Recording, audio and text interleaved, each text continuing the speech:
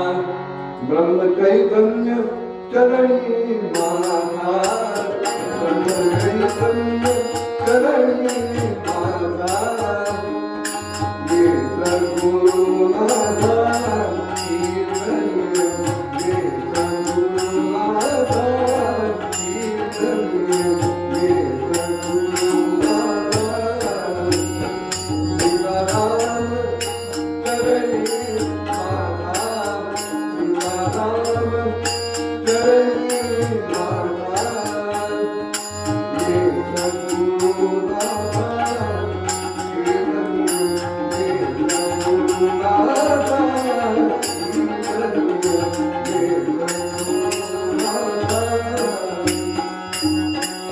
बोधवदासी केले पावन, बोधवदासी केले पावन, हर नाम हे केले पावन, हर नाम हे केले पावन, बोधवदासी केले पावन, विमले सकला राम नाम जय, विमले सकला राम नाम जय, हर नाम हे केले पावन, विमले सकला विष्णु नाम जय, पतित आम्ही शरण आलो, पतित आम्ही शरण आलो, देई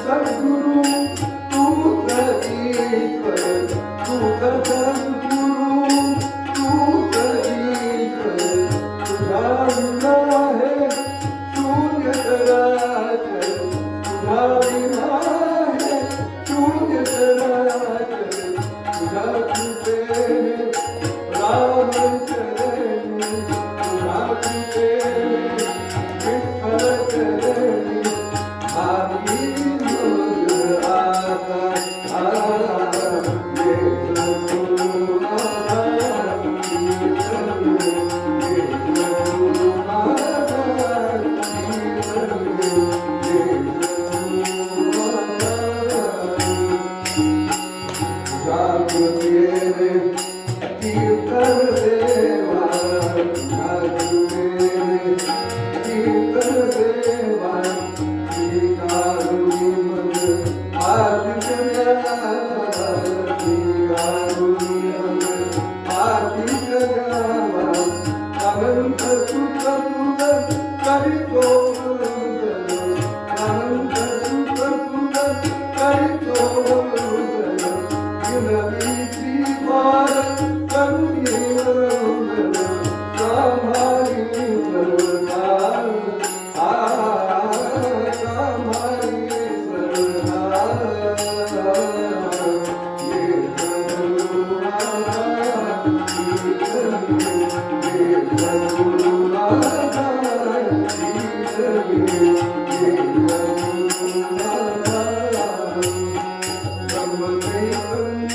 चरणी माता, सीताराम चरणी माता, ये सद्गुरु माता कीर्तनीय, ये सद्गुरु माता कीर्तनीय, ये सद्गुरु माता कीर्तनीय, ये सद्गुरु माता।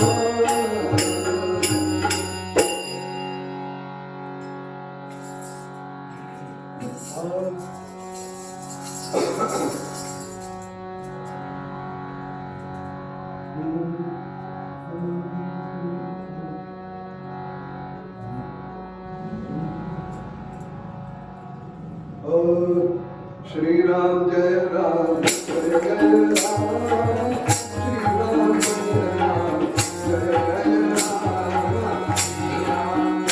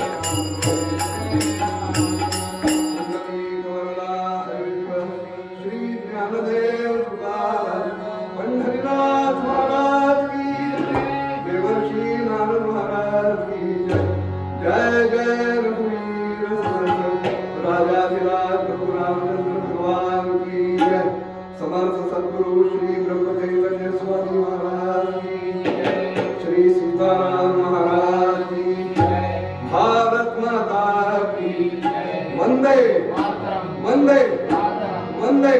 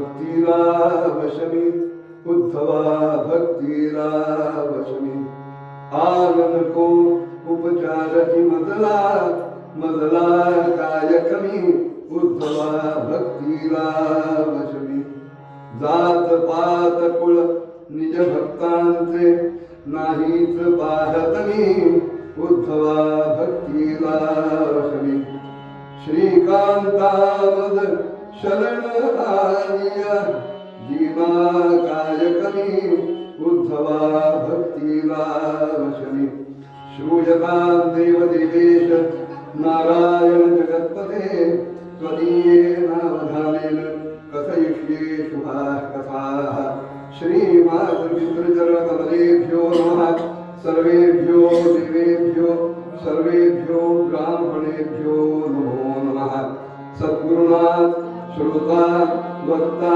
श्रीमंगलमूर्ती मोरया अवधूत चिंतन श्री गुरुदेव दत्त श्री जगदंबा माता की जय श्री महारुद्र हनुमान की जय पार्वती मते हर हर महादेव समर्थ सद्गुरु श्री ब्रह्म चैतन्य स्वामी महाराज की सद्गुरु श्री सीताराम महाराज की भारत माता की वंदे वंदे वंदे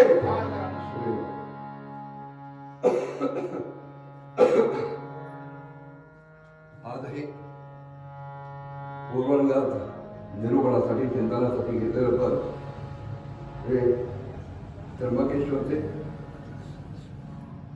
गोविंदबा होशिंग यांचं आहे की ज्यांनी कीर्तनासाठी लागणारी सगळी पूर्वतयारी समाजचक्रापासून सगळं काव्याचाही अभ्यास शास्त्रांचा अभ्यास आपल्या गुरूंकडे पूर्ण केला आणि 15-16व्या वर्षी शास्त्रनाथ कीर्तनावर ते उभे राहिले.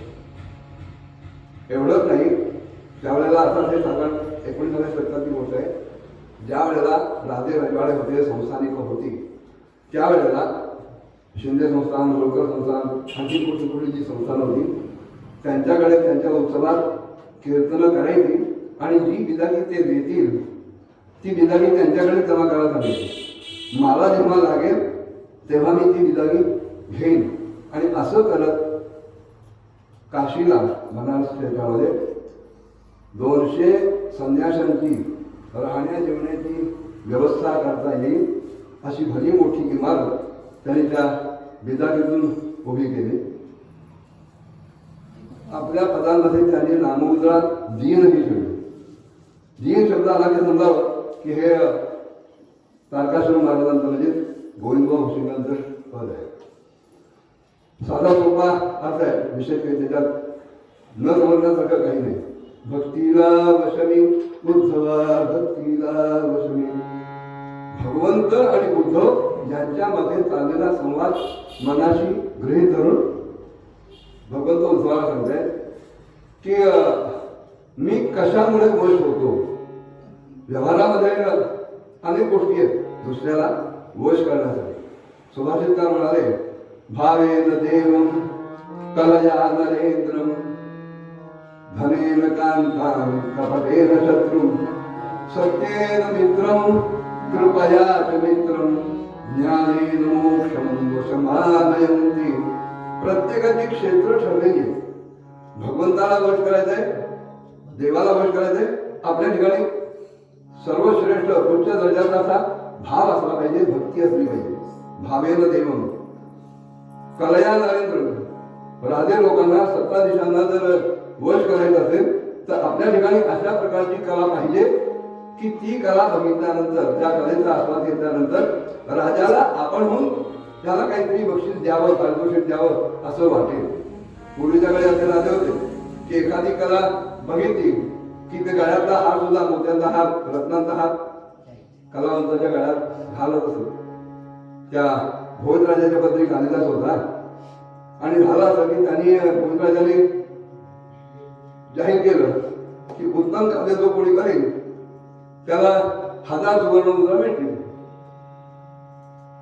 तेवढे तरुण होते, तेवढ्याने आपण प्रयत्न करूया. प्रयत्न करायला काय हरकत आहे, प्रयत्नांचे परमेश्वर. आणि म्हणून गावाच्या बाहेर ते गेले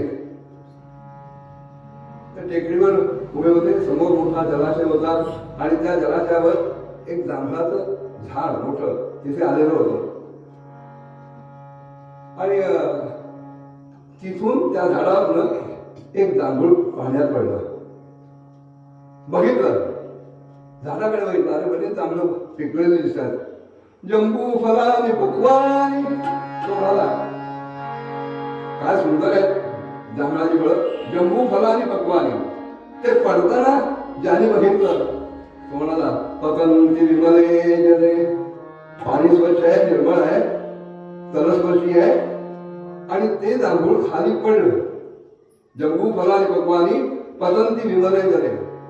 आणि खाली बघितलं तर त्या पाण्यात ते जांभूळ जसं पडलं तसे सगळे मासे गोळा झाले, मासोळ्या गोळा झाल्या.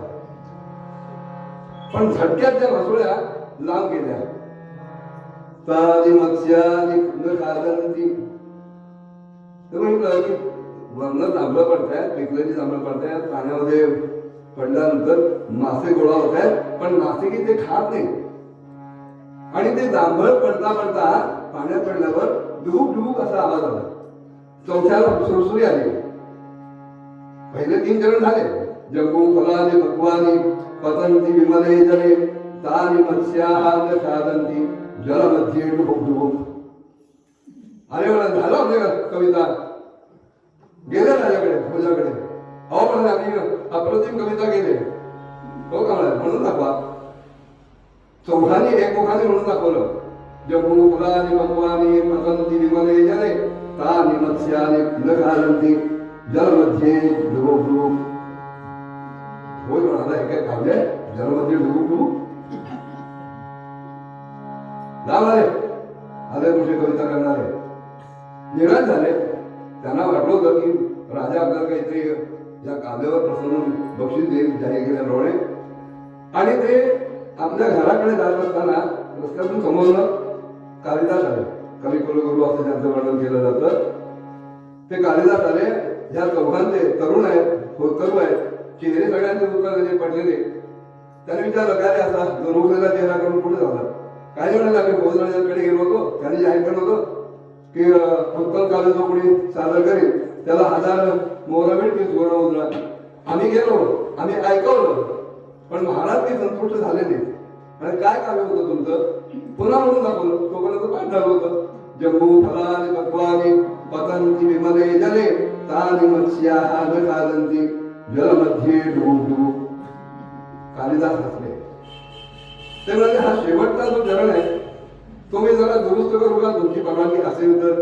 आता यांना मोठी आशा होती की ज्या अर्थी कालिदास दुरुस्त करणार आहे त्या अर्थी निश्चित त्याला काहीतरी मोठा अर्थ असेल. मला करा ना. कालिदासांनी त्या डुबुक डुबुकच्या ऐवजी एवढंच म्हटलं, तानी मत्स्याः न खादन्ति जाल गोलक शंकया. मासे टाकायचं ते जाळं असतं, त्याला असा काळ्या गोट्या असतात, सोंगट्या असतात. त्यांनी एवढंच केलं, जलामध्ये डुबडुब नाही, जाल गोलक शंकया. आता जा म्हणाले. आणि म्हणून ती गेली मुलं. आणि राजाला सांगितलं महाराज आम्ही नवीन काव्य करून आणलंय. वाचा म्हणाले. जंबू फलानी पक्वानी पतंती विमले जले, तानी मत्स्याः न खादन्ति जालगोलक शंकया. अरे वा म्हणाले, सुंदर काव्य केलं. पहिल्या 3 ओळी त्याच होत्या, फक्त शेवटची ओळ त्यांनी बदलली कालिदासांनी. पण मला प्रामाणिकपणे सांगा, ही अक्कल कोणाची आहे? आधी जे तुम्ही जलमध्ये डुबुक डुबुक म्हणत होतात आणि आता जाल गोलक शंकया म्हणताय, ही अक्कल कोणाची आहे? खरं सांगा, खोटं बोलला तर फटके दिली. मोहराचा मिळणार नाही तर शेवटी त्यांनी सांगितलं महाराज हे आमची अक्कल नाही. आम्हाला येताना कालिदास महाशय भेटले होते, त्याने आमची अडचण बघितली आणि त्याने सांगितलं की अशा प्रकारे ती दुरुस्त करा. आता मला तुम्हाला देतो तुमच्या प्रामाणिकपणाबद्दल हे झालं. प्रामाणिकपणा दाखवणं हे सुद्धा कला आहे. खोट करणं हे अधिक कलेचं काम आहे, पण त्याही पेक्षा प्रामाणिकपणे दाखवणं हे जास्त कठीण काम आहे. तेव्हा भोजराजांनी त्या कलेच्या निमित्तानं कालिदासाचाही सत्कार केला आणि त्या 4 युवकांचाही सत्कार केला. कलया नरेंद्र घालेन कांता, हे आपल्या रोजच्या व्यवहारातच आहे. पाडवा आला, दसरा आला, दिवाळी आली, बायको म्हणते अहो अमुक अमुक आणा. तेव्हा बायकोच्या भावाचं लग्न ठरलं, माहेरी काहीतरी कार्य निघालं, मला अमुक अमुक प्रकारची ती पैठणी पाहिजे येवल्याची किंवा ती कुठ्यासाठी. आता घरात जर जनगणमन व्हायला नको असेल तर नवरा कबूल करतो, ठीक आहे बाई तू सांगशील तशी, पण त्याच्यासाठी द्रव्य लागतं ना. चणे किंवा फुटाणे देऊन किंवा चिंचोके देऊन पैठणी मिळत नाही. मग बायकोला जर जिंकायचं असेल, धनेन कांतान कपटेन शत्रून, शत्रूला जर वश करायचं असेल, जिंकायचं असेल तर तिथे कपट करावंच लागतं. तिथे तुम्ही सत्याचे प्रयोग करून नाही चालत. म्हणून तर ती मोदींच्या राज्यात ती झाली सर्जिकल स्ट्राईक वगैरे, कपटेन शत्रू. समोरचा जसा वागेल तसं टिटफॉक त्याला उत्तर देता आलं पाहिजे. आणि त्यासाठी आपली कार ओपन ठेवून नाही करत, आपले बदले गुप्त ठेवावे लागतात. कपटेन शत्रून सत्येन मित्रम, आपल्या अंतरंगात जे जे काही आहे ते एक वेळ मनुष्य बायकोशी सुद्धा बोलणार नाही, शेअर करणार नाही, पण जो सखा मित्र आहे, सखा आहे, त्याच्याजवळ तो सगळं बोलेल. कारण विश्वास हा आहे की माझा मित्र माझ्या अंतरातलं जे दुःख आहे ते बाहेर कुठेही सांगणार नाही. सत्येन मित्रम आणि कृपयाच पुत्रम, मुलानं सुद्धा काही याचना केली, मागितलं की त्याच्यावर कृपा करून त्याला जे हवं असेल ते देणं. याचा अर्थ उठसूट लहान मुलांना मोबाईल देणं नव्हे. मोबाईल देणं ही मुलांवर कृपा नव्हे. ती मुलं मोबाईलमध्ये काय बघतायत ह्याच्यावर हल्ली कोणाचा स्वातंत्र्यच नाही. जेवढं एका दृष्टीने चांगलं साधन आहे तेवढं दुसऱ्या दृष्टीने त्यांच्या आयुष्याची वाट लावणारं, विनाश करणारं साधन आहे. जी गोष्ट त्या मुलाच्या कल्याणासाठी असेल, हितासाठी असेल, ती गोष्ट उदार हस्ते देणं. कृपया कमी पुत्रम ज्ञानेन मोक्षम, मोक्ष जर मिळवायचा असेल तर परब्रह्माचं ज्ञान होणं अत्यावश्यक आहे. ज्ञानादेव कैवल्यम, नाही ज्ञानात म्हणजे मोक्ष वचन आहे. आता याचे संदर्भ ज्यांना विचारा, मला काही माहिती नाही, कारण त्यांच्याकडे बरंच काही ते सांगा. मी काही इतका व्यासंगी नाही आणि ते बरंच मला दिवसभर काही ना काहीतरी सांगत असतात. बुवा हे माहिती का, बुवा ते माहिती का. मला तर एकदा वाटायला लागलं की ह्यांनी आधी माझी परीक्षा घ्यायला पाहिजे होती, किंवा तुम्हाला हे माहिती का, ते माहिती का. तसं असेल तरच माझ्याकडे कीर्तनाला या. पण मी आधीच शरणागती घेऊन दिलेली आहे की मी व्यासंगी नाही, ज्ञानी नाही, पण केवळ भगवंताचा भक्त आहे. वेडे वापडे काही न करी तुझाची म्हणते ना, एवढ्याच भावनेला मी उभा राहतो. आता एवढं सगळं ऐकल्यानंतर हे की कोण मला बोलवतील असं मला वाटत नाही. असो, विनोदाचा भाग सोडून द्या, पण त्याच्यात सत्यांश सुद्धा आहे. तेव्हा ज्ञान असल्याशिवाय माणसाला मोक्षापर्यंत जाता येत नाही. वशमान आहे ती. तेव्हा ह्या गोष्टींना जर वश करायचं असेल, ताब्यात घ्यायचं असेल तर ह्या गोष्टी तुम्हाला लागतात. ज्ञान लागतं, भाव लागतो, पैसा लागतो व्यवहाराचा. आणि तेच प्रकाशन मला सांगायचं. मग भगवंत कशाने वश होतो? भक्तीला वशमी उद्धवा, भक्तीला वशमी. एक भक्ती जरी असली, रुक्मिणीने एका तुलसी दलाने गिरीधर प्रभू तोडला. समर्थांचे जे शिष्य होते गिरीधर प्रभू, त्यांनी पद दिलाय,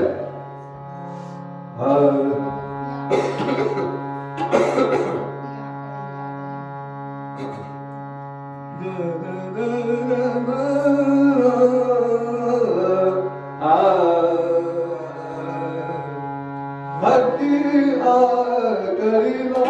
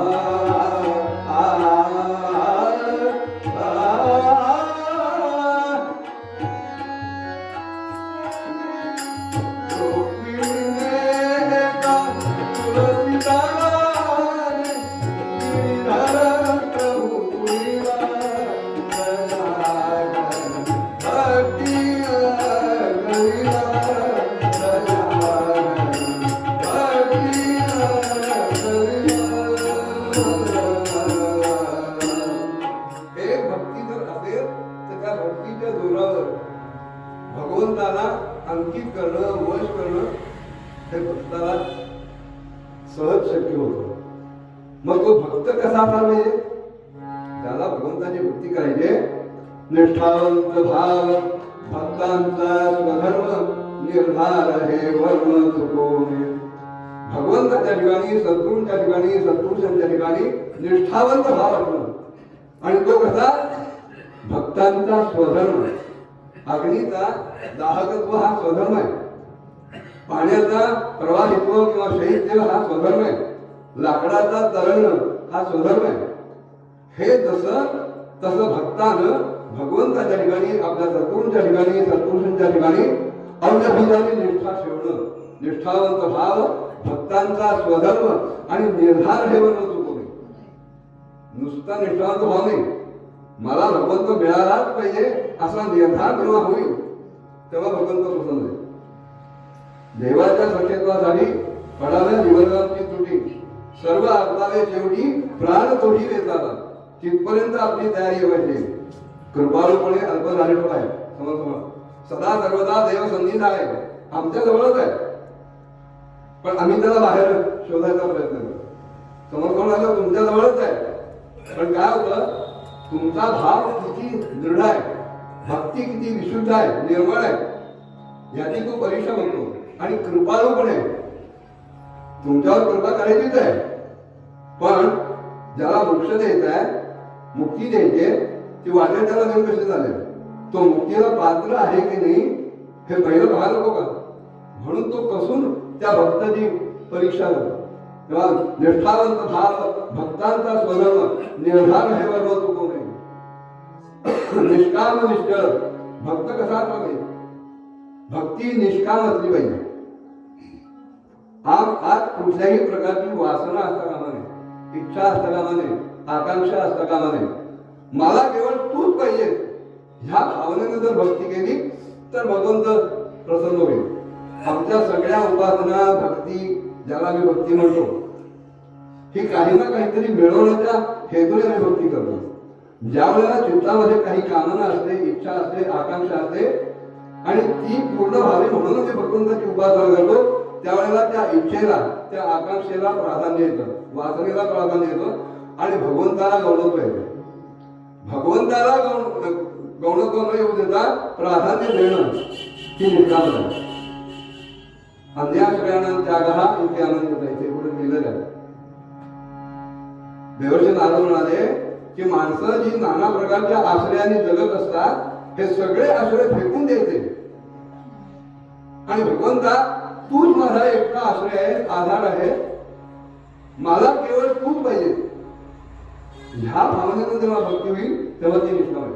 निष्काम निष्कल विठ्ठली विश्वास. ती भक्ती सुद्धा व्यभिचारी असता कामा नये, अव्यभिचारी असली पाहिजे. आजकाल जे पक्षांतर होतं तिथे निष्ठा नसतात. जो आम्हाला पद देईल, पैसा देईल, मान देईल, आम्ही तिकडे धावतो. त्यांच्याबरोबर येणारी माणसं सुद्धा त्या अपेक्षेनेच जातात. मी कुठल्याही पक्षाचा संघात आहे बरं, मी कुठल्याही पक्षाचा नाही, मी केवळ भगवत पक्षाचा आहे. पण ते व्यवहारात बघायला मिळतं, वर्तमानपत्रातून वाचायला मिळतं, त्याच्यातून एकच लक्षात येतं की माणसं पक्षांतर करतात ती केवळ कुठल्या ना कुठल्या तरी अपेक्षेने, वासनेनी, आकांक्षेने, महत्वाकांक्षेने. संख्येचा खेळ आहे. मग तुम्ही आमच्याकडे या, आम्ही तुम्हाला काहीतरी देऊ, मग आमचं संख्याबळ तिथे विधानसभेत किंवा संसदेत दिसून येईल. ही भक्ती नव्हे, ही निष्ठा नव्हे. निष्काम निष्कळ निष्कळता पाहिजे. तू तार किंवा भाग, जे जे घडेल ते ते घडो, जे जे घडेल ते ते घडो, जे जे घडेल ते ते घडो. देहरा हो अथवा मरो, देहरा हो अथवा मरो, जे जे घडेल ते ते घडो, जे जे घडेल ते ते घडो, जे जे घडेल ते ते घडो.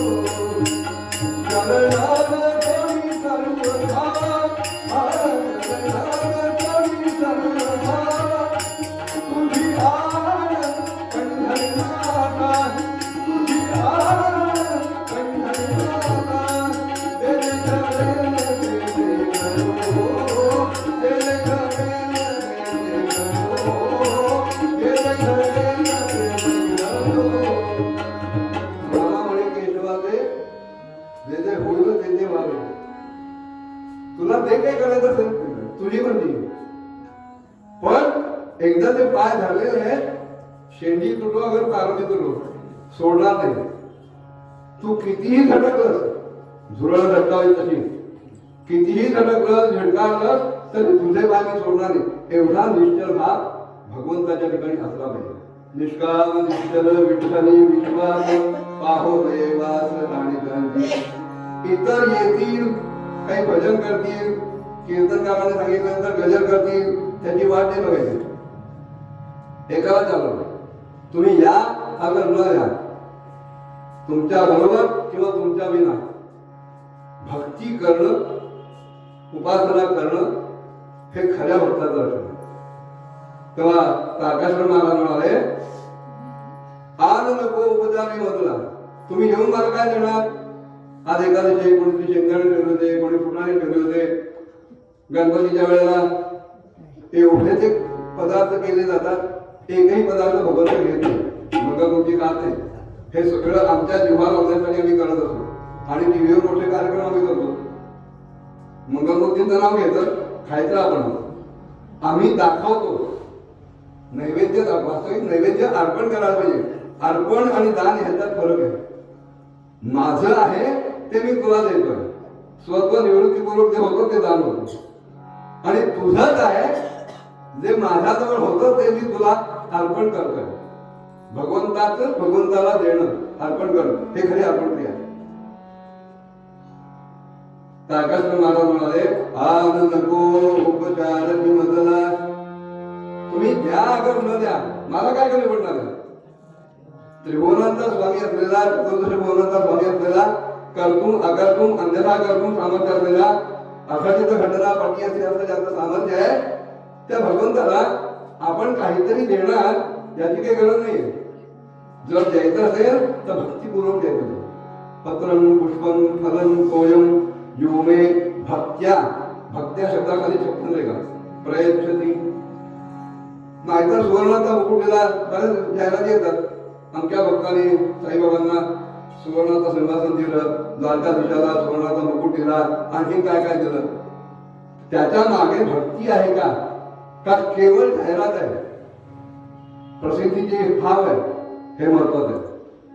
पत्रम पुष्पम फलं तोयम योगे भक्त्या प्रयचनी तदहं भक्ती बरोबरम असुनादि प्रयतात्मना. भगवंत म्हणाले ते मी भक्तीने जर दिलं असेल तर मी बुद्धी पुरस्कर, हेतू पुरस्कर अवश्य ते घेतो.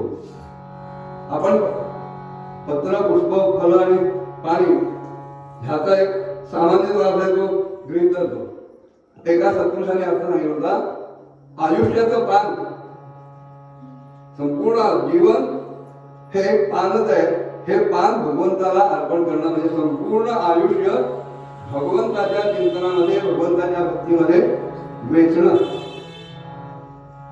पत्रम पुष्पम, मन, फुलाला सुमन म्हणतात. तेव्हा आमच्या ठिकाणचं जे मन आहे हे अत्यंत शुद्ध करून कुठल्याही प्रकारचा अपवर्ग चित्तात न ठेवता, पाप पुण्य फल बंध भोग हे चित्तामध्ये न ठेवता अत्यंत शुद्ध सुमन असं करून ते मन जर आम्ही भगवंताकडे वाहिलं तर भगवंत ते स्वीकारतात. फलन, आयुष्यभर माणसं काही ना काहीतरी कर्म करत असतात. ही कर्म त्यांची फळं जी आहेत, आमची फलासक्ती जास्त महत्वाची असते आमच्या जीवनात. अमुक केलं भगवंता तर मी तुझ्यासाठी अमुक करेन, मला काही नको खूप पाहिजे अशा भावनेने करणारे खूप कमी असतात. तेव्हा आमच्या सगळ्या कर्मांची काही कर्म समंत्रक असतात, काही अमंत्रक असतात, काही वेदोक्त असतात, काही पुराणोक्त असतात, काही लौकिक असतात, काही पारलौकिक. सगळी कर्म याच्यावर सगळी कर्म जी जन्माला आल्यापासून मरेपर्यंत मनुष्य कर्म करतो, ही सगळी कर्म त्या कर्मांची फळं भगवंताला देतात. तदीय सुगोविंद तुभ्य म्हणून संप्रदाय, हे सगळं तुझंच आहे. पत्रम पुष्पम फलं तोयम. आणि एवढं करून सुद्धा भगवंत मला मिळत नाही, भगवंत माझ्यापासून दुरावलाय, ही जी वेदना आहे, त्या वेदनेनं येणारं डोळ्यातलं जे पाणी आहे, ती जी तळमळ आहे, ती तळमळ जर आमच्या ठिकाणी भगवंताला दिसली तर भगवंत आमचा आज नको उपचार मजला काय कमी, मला काय कमी आहे, आणि तुम्ही दिल्यानंतर माझ्याकडे ते काही कमी आहे म्हणून ते भरणार थोडं. जात पात कुळ निज भक्तांचे, जो खरा भक्त आहे, ज्याच्या अंतःकरणात खरी भक्ती आहे, निष्कपट भक्ती आहे, निर्मळ भक्ती आहे, त्या भक्ताचं जात पात कुळ मी काही बघत नाही. काल आपण लाखा कोल्हाड्याचं चरित्र बघितलं, कोल्हाडी होता, पण जे काम त्याच्या जातीप्रमाणे त्याला मिळालं ते भगवंताला दूषण न देता, समाजाला दूषण न देता, केवळ भगवंताची सेवा म्हणून त्यांनी केलं. आणि शेवटच्या क्षणी त्याला भगवंताने आपलं मूळ रूप दाखवलं. जात पात कुळ निज भक्तांचे नाहीत पाहतनी उद्धवा भक्तिविदारसनी. श्रीकांतामद शरण आर्या दीना काय करी उद्धवा भक्तिविदारसनी. मी श्रीकांत आहे. परवा पहिल्या दिवशी श्रीपादची खोड करून दाखवली की हे श्रीपाद आहे कारण त्यांच्या पायाची श्री आहे, आणि मी श्रीपाद आहे कारण मी श्रीच्या पायाशी आहे. श्रीकांत तो एकच आहे. आपण सगळे लक्ष्मीदास आहोत, तो लक्ष्मीपती आहे. आपण फार तर लक्ष्मीपुत्र होऊ, पण तो लक्ष्मीपती आहे, तो श्रीकांत आहे. श्रीकांतामद, कारण मी श्रीकांत आहे, भगवंत उद्धवाला सांगतोय. श्रीकांतामद शरण आलिया, जो मला शरण आला, दीना काय कर. कारण शरण जाणं याचा अर्थ मुळात आपल्या ठिकाणी दीनभाव धरून जाणं. तो दीनभाव असेल तरच शरण जाता येईल, न पेक्षा नुसतं चेहऱ्यावर काहीतरी अभिनय करता येईल मी दीन असल्याचा. दीनत्व दैन्य हे आतून असलं पाहिजे. आणि असा जो खरा खुरा दीन आहे तो जर भगवंताला शरण गेला त्याला काय कमी असणार आहे. ते भगवंताला आहे ते सगळं भक्तात होत. पण त्याच्यासाठी भक्ती व्हायला हवी. मोरोपंत म्हणाले, भक्ती विना वचनो है वीण्याने वाम गंगना दाने, वीण्याने वाम गंग नादाने, कन्यादान फलाते जे विन पावे नृगंगना दाने. राम राम राम हरे हरे राम राम राम हरे हरे राम राम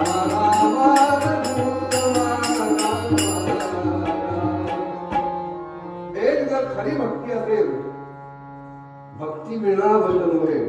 तुम्ही कितीही वेळा चांगला वाजवा, मृदंग चांगला वाजवा, पकवाज चांगला वाजवा, तबला चांगला वाजवा, संवादिनी चांगली वाजवा, पण अंतरात जर भगवंताबद्दलची भक्ती नसेल तर ती जी कला आहे त्याच्यातून केवळ अहंकारच निर्माण होतो.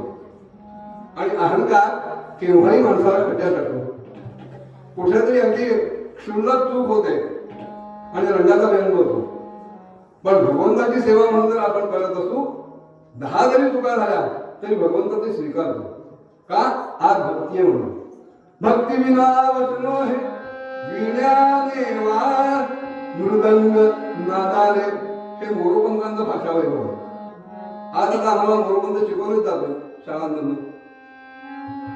अक्षर तीच आहे, मृदंग नादाने, कन्यादान फलाते जेवीन पावे मृदंगना दाने. मातीची बाहुली केली आणि तिचा व्यवहार ठरवला. चांगला मुलगा निवडला, कुलशील असलेला, पैसा असलेला, आणि तिला बहुदार उभं केली. कन्यादान होईल. जिवंत जागता मुलगा आहे आणि त्याचं लग्न या मातीच्या मूर्तीशी केलं, मुलीची मूर्ती. हे जसं शक्य होत नाही, तसं अंतरात जर भक्ती नसेल तर तुम्ही कुठलीही कला लोकांसमोर मांडला, भगवंताला ती मान्य होतो. आणि म्हणून सुभाषित काय म्हणाले की बाकी काही करायची गरज नाही. मायासन कुठलेही श्रम करायची गरज नाही. पूर्वायुरोधन विधी, प्राणायाम करायला पाहिजे, योग करायला पाहिजे, काही आवश्यकता नाही. मायासन पूर्वायुरोधन विधो मारण्यमा सैव्यता. जंगलात जाऊन काहीतरी जप करायला पाहिजे, अजिबात नाही करत.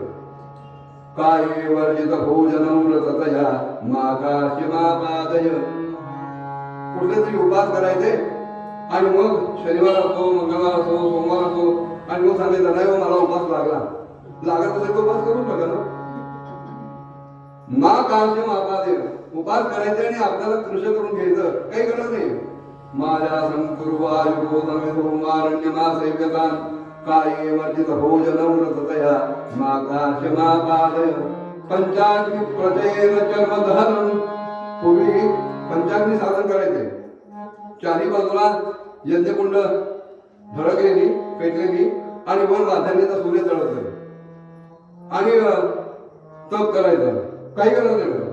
पंचाग्नी प्रजेन चर्मदहनम नैवाचन क्लेशनम. त्याने जे त्रास होतात एकाग्र होतच नाही, शक्य नाही होत. हल्ली आता मांडी घालून बसणं सुद्धा कमी होत चाललं. 5 मिनिटामध्ये 10 वेळा मांड्या बदलल्या जातात. पूर्वी लोकांचा आसन विजय एवढा होता की भागवत सप्ताह संहिता वाचायला बसले की 4.5-5 तास मांडी न हलवता माणसं बसायची, वाचक सुद्धा आणि श्रोते सुद्धा. मग काय कर, स्वानंदन कुरु राम नाम भजनम, स्वानंदन कुरु कृष्ण नाम भजनम, स्यातेन सर्वे स्थितम. आनंदानं भक्तिभावानं भगवंताचं नाम फक्त हे खूप झालं, सगळं ते तुझं इप्सित आहे ते सिद्ध होईल. भक्तांनी कोणी काय काय केलं आता विस्तार व्यास सांगत नाही.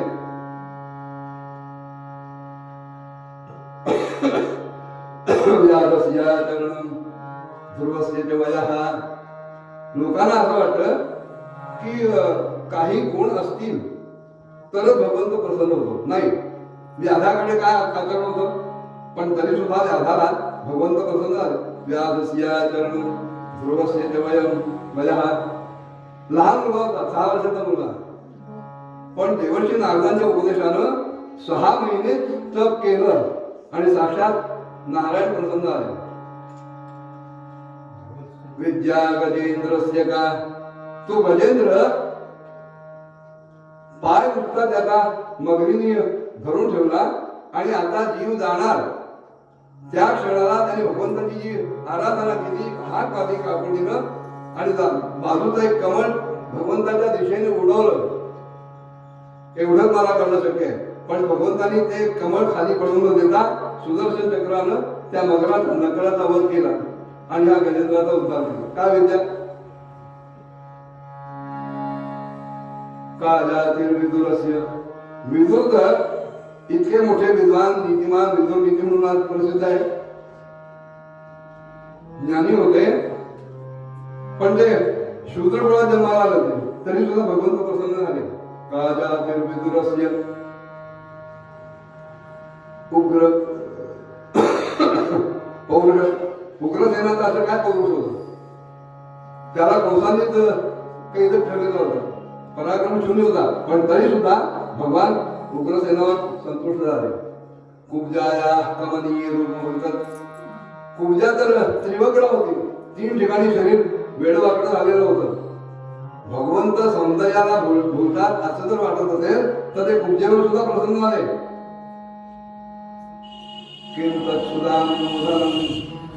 सुदामाकडे असं काय होतं, त्याने फक्त मुलवर पोहे जरी आणलं. त्रैलोक्यनाथ असलेला, त्रिभुवनाधीश असलेला, द्वारकाधीश असलेला भगवान श्रीकृष्ण, त्याच्याबरोबर त्याला भेटायला जाताना काहीतरी भेट द्यायची.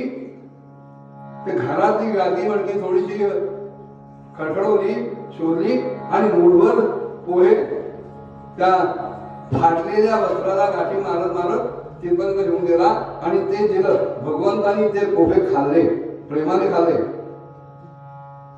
ती बुजून ओढून घेतली आणि पहिल्याच घासामध्ये सुदामाचं दारिद्र्य सगळं नाही झालं. भक्त्या तुष्यते केवलम नच गुणैः भक्तिप्रिय श्रीहरी. भगवंत हा केवळ भक्तीनंच संतुष्ट होतो, अन्य कुठल्याही गुणानं. तुमची विद्या, तुमचं बळ, तुमचं रूप, तुमचं सौंदर्य त्याच्याकडे काही आवश्यक नाही, केवळ भक्ती असणं. आणि तेच मूळ पद्यात तारकासुर महाराज म्हणतात, भक्तीला वशवीर उद्धवा, भक्तीला वशवीर उद्धवा, भक्तीला वशवीर. श्रीकांतानंद शरण आलिया, श्रीकांतानंद शरण आलिया, कालकवी उद्धवा, उद्धवा भक्तीला वशवीर, उद्धवा भक्तीला वशवीर, उद्धवा भक्तीला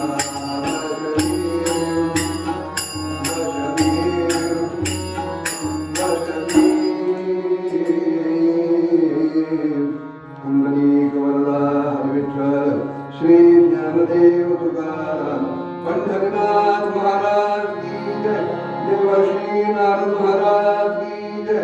जय जय रघुवीर समर्थ राजाधिराज गुरु रामचंद्र भगवान की जय. समर्थ सद्गुरु श्री ब्रह्मदेव स्वामी महाराज की जय.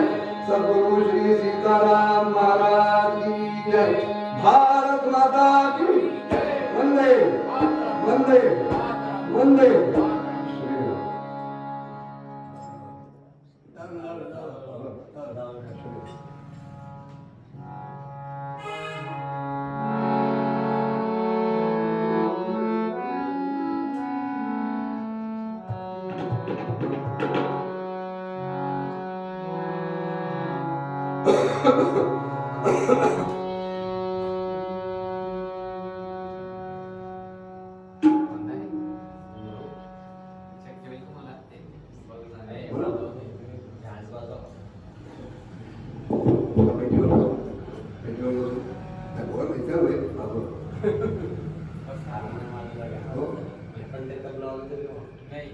हा बोला.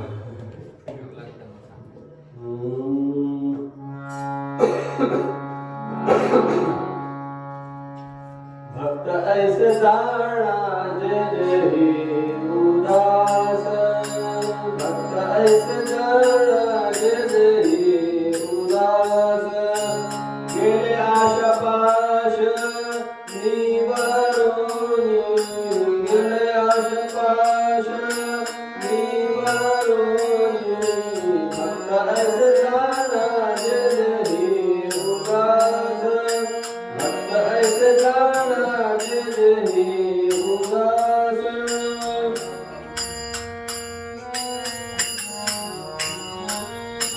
विषय कोट्यांचा झाला नारायण, विषय कोट्यांचा झाला नारायण, नावडे जनधन माता पिता, नावडे जनधन माता पिता, भक्त ऐसे जाणा जे जे उदास.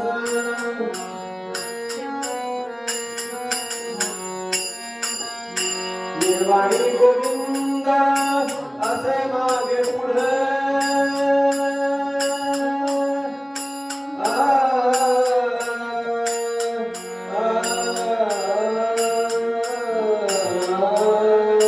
निर्वाणी गोविंद असे मागे पुढे, काहीच साकडे घडवणे, काहीच साकडे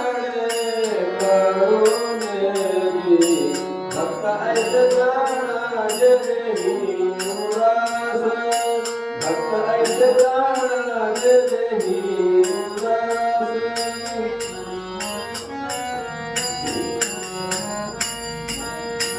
तुका म्हणे सत्य कर्म भावे साह्य, तुका म्हणे सत्य कर्म भावे साह्य, भागलिया भय नरका जाळे, भागलिया भय नरका जाळे, भक्त ऐसे जाणा जे जे उदास, गेले आशापाश निवारोनी, गेले आशापाश निवारोनी, भक्त ऐसे जाणा जे जे उदास, भक्त ऐसे जाणा जे जे उदास, जे जे उदास, जे जे उदास.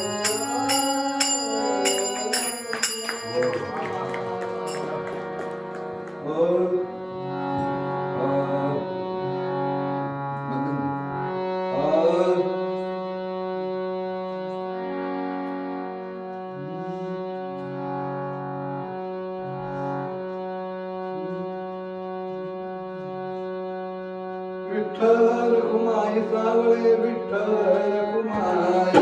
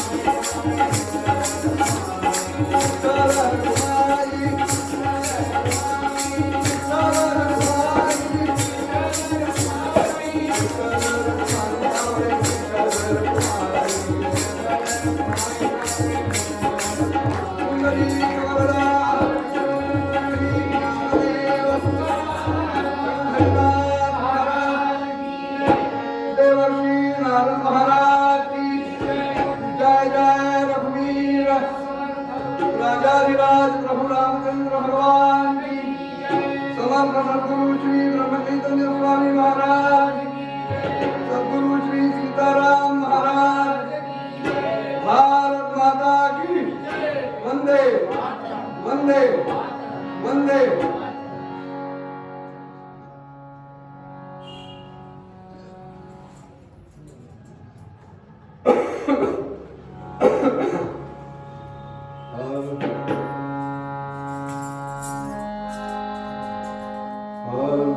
पंढरपूरच्या समीप होते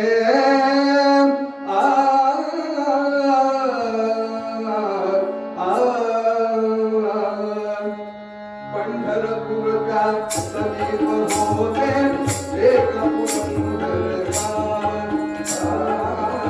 पंढरपूरच्या समीप होते एक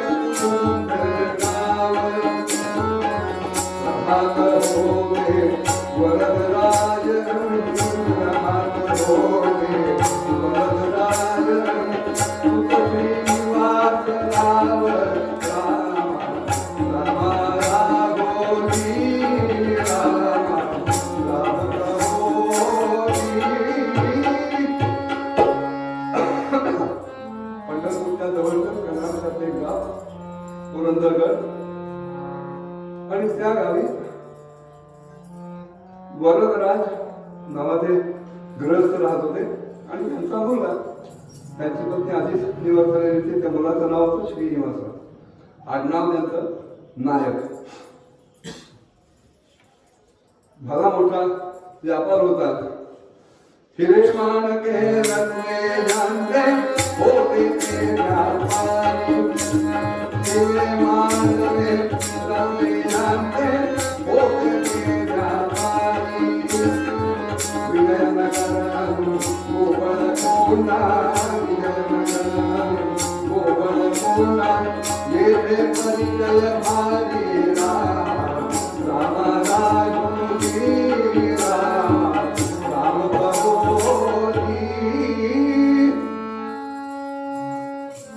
हिरं माणकं रत्न ह्यांचे मोठे व्यापारी होते आणि त्यावेळी त्यांच्या दोन मोठ्या पेठा होत्या जळजवाहिराच्या विजयनगर आणि गोवळकोंडा या इथे त्यांचा राबता होता।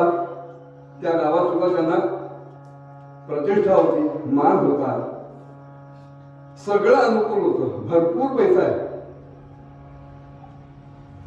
तावंतवाडी वरदराज त्यांच्या वयाच्या हिशोबाने श्रीमंत होते तरी श्रीनिवास वडील मागे भरपूर पैसा ठेवून गेले इस्टेट ठेवून गेले प्रॉपर्टी ठेवून गेले संपत्ती भरपूर आहे। श्रीमंत होते तरी श्रीनिवास कदर्यू होते परिधान दोष पैसा असून सुद्धा दुसऱ्याला द्यावा ही वृत्ती नव्हती।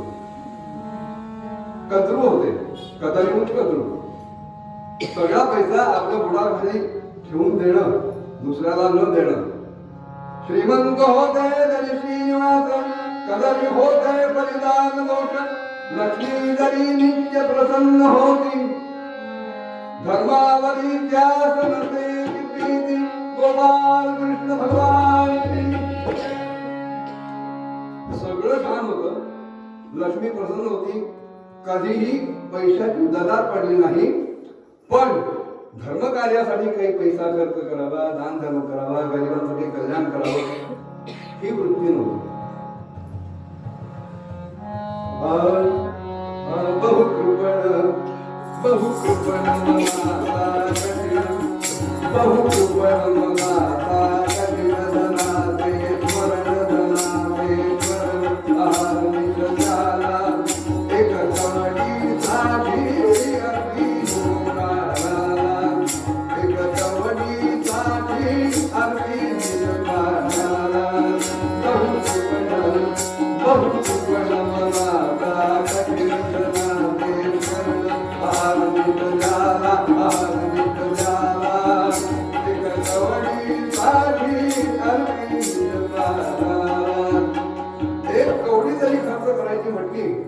तरी जीव कासावीच राहतो एवढा पैसा असून सुद्धा काल ते उदाहरण दिलं, एक सुई सुद्धा आपल्याला बरोबर तिकडे घेऊन काढता येत नाही.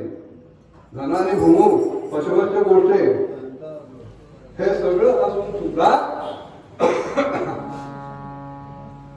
देण्याची बुद्धी नाही. असं 4 गोष्टी आहेत की प्राण जरी गेला तरी त्या गोष्टी सुटत नाही. लभ्याने चत्वारी तदंत काले, त्या जर घडवायच्या असतील तर त्या व्यक्तींचा त्या गोष्टींचा प्राण द्यावा लागतो. पतिव्रताया कुचकुंभ युग्म अत्युग्र शार्दूल नकावरिष्ठ शूरस्य खड्गं कृपणस्य वित्तं लभ्यानि चत्वारि तदंत काले.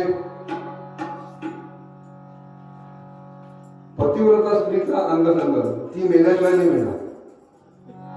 जोपर्यंत ती जिवंत आहे तोपर्यंत ती परपुरुषाला आपल्या शरीराला स्पर्श करून देणार नाही, बघू सुद्धा देणार नाही. पतिव्रताया कुटुंबयुग्म अत्युग्र शार्दूल नकावरी, अत्यंत उग्र असा पराक्रमी असलेला सिंह आहे आणि त्याची नखं पाहिजे.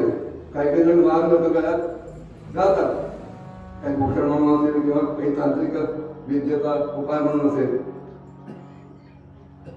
जिवंत वाघाची नखं मिळतात का बघा, जिवंत सिंहाची नखं मिळतात का बघा, तो मेल्याशिवाय ती नखं मिळणार नाही. अत्युग्र शार्दूल नकावरिष्ठ शूरचे खड्गं, जो शूर आहे, वीर आहे, रणांगणात लढतोय धैर्यानं वीर्यानं, त्याच्या हातात जी तलवार आहे ना, खड्ग आहे ना, तो मेल्याशिवाय किंवा त्याचा हात दुसऱ्याने कोणी तोडल्याशिवाय ती तलवार त्याला मिळणार नाही. शूरचे खड्गं कृपणस्य वित्तं, तेवढी देगा लेकिन दगडी नाही देगा, अशी त्यांची वृत्ती असते. आणि अशा माणसाला मक्खी ज्यूस म्हणतात. आता मक्खी ज्यूस शब्दाची मी व्याख्या करत नाही. तुम्ही चहा हॉटेलमध्ये गेलात आणि चहाला मागवलात आणि त्याच्यात जर चुकून माशी पडली तर एखादा मक्खी ज्यूस काय करेल, मनाची लोकांना करा. कवडी सुद्धा कोणी आपल्या हाती सोडणार नाही. शूरस्य खड्गं कृपणस्य वित्तं लभ्यानि चत्वारि तदंत काले. त्या कधू माणसांमधला अग्रणी असलेला हा श्रीनिवास. एके दिवशी प्रातःकाळी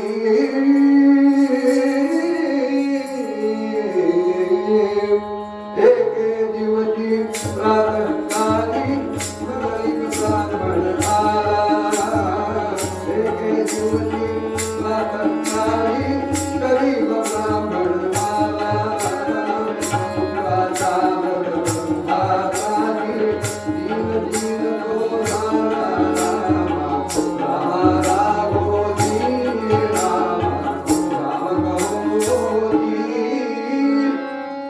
अत्यंत गरीब 3 दिन झालेला ब्राह्मण, मुलगा त्याचा मुंजेला योग्य झाला.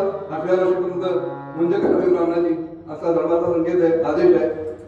पण मुंज करायची किमान धार्मिक कार्य करायला सुद्धा ते काही दक्षिणा वगैरे द्यायला लागतं, काही सामान आणावं लागतं. तेवढे सुद्धा पैसे ह्याच्याकडे नव्हते. आणि आपल्याला कोणी आर्थिक सहाय्य करते का ते बघण्यासाठी तो हिंडत होता. आणि ह्याची भली मोठी पेढी होती त्या पुरंदर गडामध्ये. त्या पेढीवर हा आला. उपनयन कराया पुत्र तो योग्य झाला, जवळ परिलोकादी नाही खर्चा वयाला. गरीब तुझ्या फिरस्ता कोठला एक कोणी, फिरत फिरत आला साय भावे म्हणून. असं आहे, मागच्याला 4 घरं जास्त, एका ठिकाणी कोणी नाही म्हटलं दुसऱ्या घरी जाईल, तिथे नाही म्हटलं तिसऱ्या घरी जाईल. नाहीतरी मागायचंच आहे. इतरांकडे मागता मागता हा त्या श्रीनिवासांच्या पेढीवर आला आणि सांगितलं, महाराज माझा आता मुलगा 8 वर्षाचा झालाय, मला त्या मुलाची मुख्य करायचे, मी गरीब ब्राह्मण आहे. आपण जर मला हे अर्थसहाय्य केलं तर माझ्यावर मोठे उपकार होतील. आपण सदर दिसताय, सुखवस्तू दिसताय, माझ्यासाठी या ब्राह्मणाला काही धन देणं हे आपल्याला काही कठीण नाही. असं काय लोकांना द्यायला बसलोय का नाही इथे का घेऊन जाणार श्रीनिवासांनी त्या गरीब ब्राह्मणाला भुरकावून आला हातरून दिलं पण तो ब्राह्मण सुद्धा तेवढाच शेवट असं आहे प्रयत्नांचे परमेश्वर प्रयत्न केल्याशिवाय त्याने हाकून दिलं म्हणून हा जर घरी बसला असता तर काही मिळालं नसतं मिळालं तर ह्याच्याकडेच मिळेल असा याला विश्वास होता म्हणून सारखा तो त्याच्याकडे येत राहिला सकाळी उठल्या उठल्या तिथे जावं आणि त्याला बघितल्यानंतर श्रीनिवासाच्या चेहऱ्यावर कपाळावर भली मोठी आठी आली शेवटी मनाची नाही तरी जनाची लाज वाटते ना मग त्या श्रीनिवासाने काय केलं ठीक आहे तुला पैसे मिळतात उजाला उजाला म्हणाले निवास परिब्राह्मणाचा मनी नित्यास षण्मास ऐसे निघून गेले परी श्रीनिवासे मसे द्रव्य निघाले प्रत्येक वेळेला पूजाचा वादा करायचा अजून पूजा या पूजा करणं तुम्हाला नेवर कम्स प्रत्येक वेळेला त्याला सांगा बरं उद्या या आता मी बिझी आहे आता मी वेगळं आहे मग्न आहे उद्या या असं करता करता 6 महिने कारण आशा बळवती राजन माणसाच्या ठिकाणची जी आशा आहे ना आशा मनुष्याना काशिलाश्रय गला जया बद्धा प्रधावती मुक्ता श्रेष्ठ ज्यांच्या मागे आशा लागली ना ती साखळी आहे दोर्गंड आशा मनुष्याना काशील आश्चर्य शृंखला आश्चर्यकारक साखळी आहे का ज्यांना त्या आशेने बांधलेले ना ते धावत सुटतात वास्तविक तुम्हाला जर कोणी बांधलं तर तुम्ही जागच्या जागी चिपकून राहाल पण ही आशा नावाची जी साखळी आहे ना ती साखळी ज्यांना बांधली गेली ते धावत सुटतात आणि मुक्ता श्रेष्ठ दिपंगुवन आणि ज्यांच्या ठिकाणी कोणतीच आशा नाही ते मात्र बांधण्यासारख्या एका ठिकाणी बसून राहतात ह्या मुलाला ब्राह्मणाला श्रीनिवासांकडनं काही धन मिळेल ही मोठी आशा होती कारण उद्याचा वायदा दिला होता कसा उघडून कसा भरून घेई विप्रदसा शेवटी या श्रीनिवासावर दया आली ठीक आहे म्हणाले तुला पैसे हवेत तर त्यांनी आपल्या जवळचा एक कसा काढला कसा म्हणजे कसा असतो कसा म्हणजे खिसा असतो किंवा ती थैली असते आता आम्ही कसे वगैरे राहिलेच नाही ते पाठीवर टाकायची पळशी होती कसे होते ते सगळं गेलं आता फक्त त्या विवाहाच्या प्रसंगात वरदक्षिणा म्हणून जर द्यायची असेल तर ती काहीतरी थैली दिवे डेकोरेटिव्ह वगैरे ठिकाणी देतात काहीतरी पण कसा हा नेहमीचा शब्द भाषेतून निघून गेला त्याने तो कसा फेकला तिथे हे नाही तर काय येते पण माझं एकच द्रव्य घेतो सरकारच्या नाणीने घेते एकच नाणं घेते त्याने तो कसा फेकला त्या फेकल्याबरोबर ते हातली जी नाणी होती ती खरकन बाहेर आली आणि त्यांनी एक एक नाणं बघावं चेहरा निराशेने ग्रस्त व्हावा कारण सगळी खोटी नाणी होती सगळी खोटी नाणी जी चरणात वापरली जात नाही अशी सगळी नाणी त्या कशामध्ये होती कीर्तनकारांच्या हाती सुद्धा काही वेळेला असे प्रसंग येतात माझ्या वतीत आलेले नाही पण बऱ्याच जणांनी सांगितलं आणि आमचे गोविंद स्वामी आपले बुवा ते तर सांगायचे कीर्तनाच्या शेवटी की कालच्या कीर्तनात अंक्याची नाणी एवढी संख्येची नाणी एवढी संख्येची नाणी एवढी मग एक काहीतरी मारुतीची मूर्ती आली खोटी नाणी एवढी होती त्यांची जाहीर करून सांगायचं सुदैवाने माझ्या आयुष्यात असं झालं नाही खोटी नाणी येणार पण ह्याने तो खोट्या नाण्यांचा जो कसा फेकला आणि तो ब्राह्मण मोठ्या आशेने ते एक एक नाणं बघायला लागला सगळी खोटी नाणी हो निराश झाला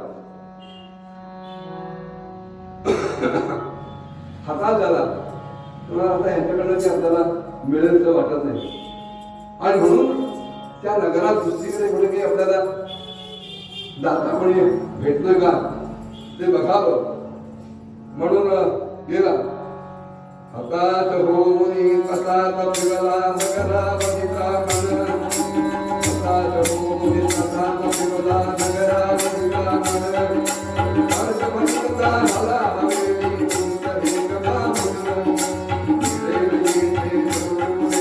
असे वाटले मनी सदा देखील त्या नगरामध्ये हिंडता हिंडता हिंडता एक अतिशय सुंदर हवेली दिसली, बंगली दिसली, घर दिसलं आणि त्या बंगलीला किंवा त्या हवेलीला बघितल्यानंतर त्याला असं वाटलं, का कोणाचं असं वाटलं की आपला मनोदय इथे पुरा होऊ शकेल असं म्हणून तो पुढे जातोय. तर त्या घरातून अतिशय नम्र अशी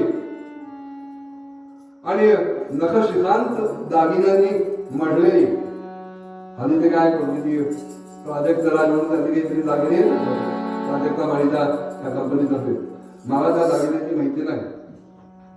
मला फक्त मंगळसूत्र, बांगड्या, ते काय राखी आणखीन जे काय असेल ते त्यांनी आपापल्या कल्पनेप्रमाणे ती गृहस्वामिनी कशी असेल ते डोळ्यासमोर आणावं, घरी गेल्यावर इथे नको.